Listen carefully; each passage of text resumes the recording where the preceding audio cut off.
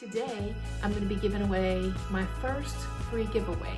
And if you're curious to see what it is and see if it's something you might want to get, then make sure you stay to the end of the video because that's where we're going to discuss it.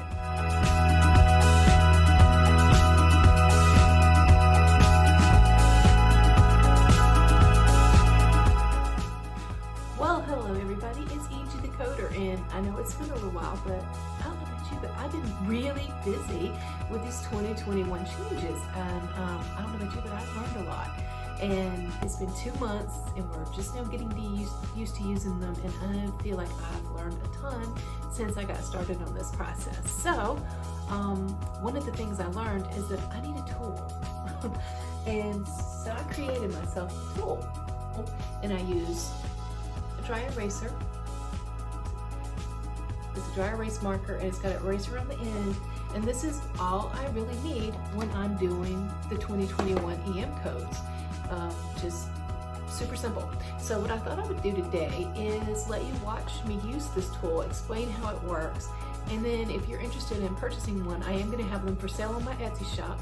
I'll also have a instant download printable version. It's a PDF file that you can also download if you're interested in laminating your own, or if you just want to use it another way.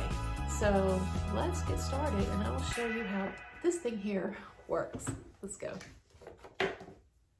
All you need to do is just peek over my shoulders a little bit.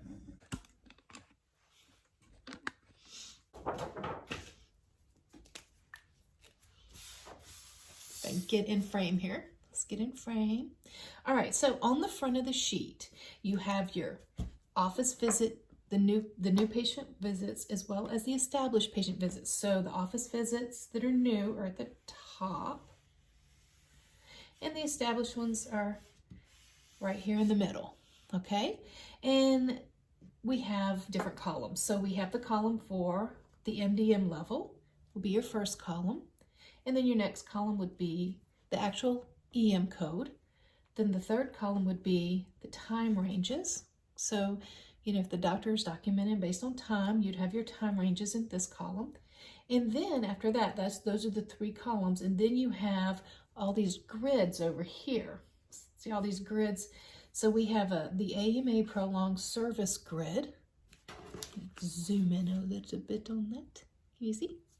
You have the AM prolonged service grid, you have the CMS prolonged service grid, and they're different. So AMA is using the 99417 prolonged service code, and they're using totally different times than CMS is. CMS is using the G2212 prolonged service code, and they have a totally different way of looking at the time as well. What's great about this tool is the front. You don't even have to flip to the back of this tool. If your provider is billing based on time, you can do everything on the front of this tool. So say your provider is seeing a new patient and they document they spent 32 minutes with that patient. You go to the new patients, and then you just look for 32 minutes. So this is the range of 30 to 44 minutes, which would make this a 99203, and you're done. Okay, that's all you have to do.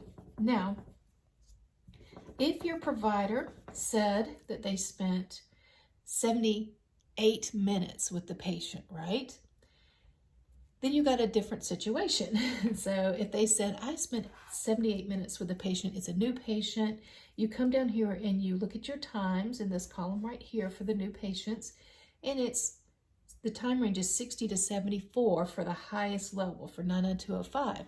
So your provider said they spent 78 minutes with the patient. So you know you get to bill the 99205, but you know you may also get to bill a prolonged service. So that's when you hop over to these two grids right here. Is the patient a CMS patient or a patient whose insurance company follows CMS? If so, let's look at that grid. So we're going to assume, let's just say this is a Medicare patient. So you go to your CMS prolonged service grid, and it says if it's less than 89 minutes, you do not report a separate prolonged service. So if this were a CMS patient, you would be done with 99205. Since this patient, let's say this patient was a patient whose insurance did not follow CMS, but they followed the AMA guidelines. And I can't tell you who follows which guidelines. I can tell you for sure that Medicare follows the CMS guidelines, but determining which payers follow the prolonged service codes for the AMA, you will have to contact your insurance companies to find out. That is something that you guys will need to find out from your major payers. You don't want to assume that they take CMS when they actually take AMA, because AMA guidelines actually help you. They're easier, and let me show you why. Same patient, new patient, provider stated he spent 78 minutes, right? So if you come to the AMA prolonged service grid, it says if the provider spent 75 to 89 minutes with the patient, then they get to bill 99205 times 1 plus prolonged service code 99417 times 1. So this is a better situation, okay? So if your insurance company follows the AMA guidelines, then you want to make sure you give the provider credit for that. So that's how you do time. Now, oh, another little thing I want to point out. Let's see if can we see that right there? Sorry, can we see this down here? Down here I have the whole section that lists everything that is included in time when the provider bills based on time. For instance, preparing to see the patient, reviewing the labs and the chart, obtaining and reviewing separately obtained history. All this stuff is listed for you on the sheet. So if you're billing based on time, you can just stay on the front of the sheet. You don't even have to flip to the back.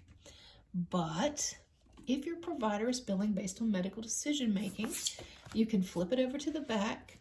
And this is basically the MDM grid from the AMA. I don't have the codes on here. You don't really need them on here because they're on the front.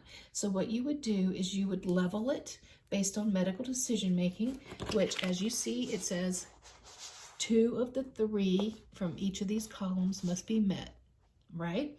So let's say you have a patient who has the presenting problem, or the problem addressed is the first column. So you go to your first column and say this is say this patient presented with 2 or more chronic illnesses, and you would mark that. And then say they did no lab, you would mark up here where it says none. Sorry, so you check that. They have moderate in the first column. Say they have no data or labs, so then they have minimal in the second, or straightforward in the second. And then in the last column, say they did some prescription drug management, circle that, and then you have moderate in the third column, okay? In the overall risks column. And remember, it's 2 of 3, so what you would do is you'd say 1, 2 in the moderate column. So moderate is peach on this side, and it's also peach over here. So say you have a new patient that's moderate, that's a 99204. If it's an established patient and it's moderate, it's 99214. Super, super easy, guys. Easy peasy lemon squeezy. And when you get done, you can just erase with your eraser and do your next patient. Okay, so I hope you liked the video on how to use this new tool that I've created. If you're interested in purchasing one of these tools, the link to it will be in the description below. I've got my link tree down there, so you just click on that and it'll take you to all my links, including my Etsy shop. So click on the Etsy shop and it'll take you right out to where I'm starting to put coding tools that I'm creating. This is like the first one, so yay! And I do want to let you guys know that this does not come with this, so you have to purchase your own right now. The reason why I did not include one of these little whiteboard markers is because I wanted to save on shipping. So the shipping for this is free because I can just stick it in the standard envelope and mail it to you guys. However, if I had put this in here, which is what I really, really wanted to do, I wanted to create a kit, there would have been a shipping charge. And so I thought you guys might prefer saving. You could always hit the dollar store and grab yourself one of these, or do like I did, get yours from Amazon. But I am considering creating the kit.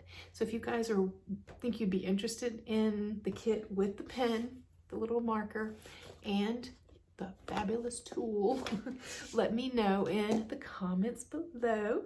If you're interested, if you think that's something you'd be interested in purchasing and that I should put that kit together, let me know and I'll do it.